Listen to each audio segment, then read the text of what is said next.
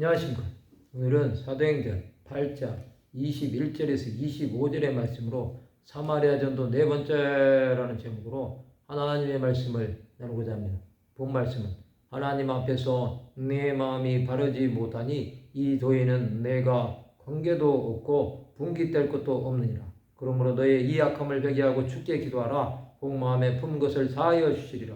내가 보니 너는 악독이 가득하며 불의에 매인 바 되었도다. 시몬이 대답하여 이르되 나를 위하여 주께 기도하여 말한 것이 하나도 내게 임하지 않게 하소서 하니라. 두 사도가 주의 말씀을 증언하여 말한 후 예루살렘으로 돌아갈새 사마리아인의 여러 마을에서 복음을 전하니라. 베드로 사도는 시몬에게 경고를 하며 하나님 앞에서 내 마음이 바르지 못하다고 말하며 이것은 하나님을 바라보지 못하고 사람의 일을 생각한다고 말하는 것입니다. 또 이 도에는 내가 관계도 없고 분깃될 것도 없다고 말하며 이 말씀은 시몬이 성령과 관계가 없는 자라는 것입니다. 베드로는 너의 이 악함을 회개하고 주께 기도하라. 복 마음에 품은 것을 사하여 주시리라고 말합니다. 이것은 제 용서를 하나님께 구하라는 것입니다. 시몬은 악독이 가득하며 불의에 매인 바 된 것입니다. 베드로는 시몬에게 구원의 기회를 주고자 한 것입니다. 시몬은 이 말을 듣고 나를 위하여 주께 기도하여 말한 것이 하나도 내게 임하지 않게 하소서라고 말합니다. 그는 자신이 구원에서 멀어질까 두려워한 것입니다. 베드로 요한은 주의 말씀을 증언합니다. 그들은 이제 예루살렘으로 돌아갑니다. 또 사마리아인의 여러 마을에서 복음을 전합니다. 이제 복음은 예루살렘과 온 유대와 사마리아까지 전파되는 것입니다. 사마리아 전도는 중요했습니다.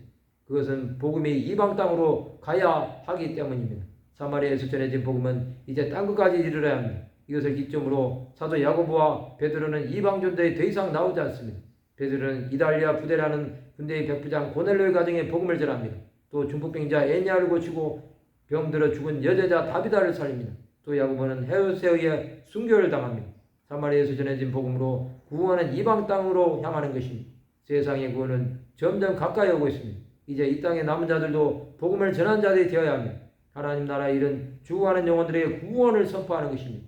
우리는 그 일을 위해 부르심을 받은 것입니다. 성도 여러분, 하나님 아버지의 뜻을 깨닫는 자들이 되시기 바랍니다.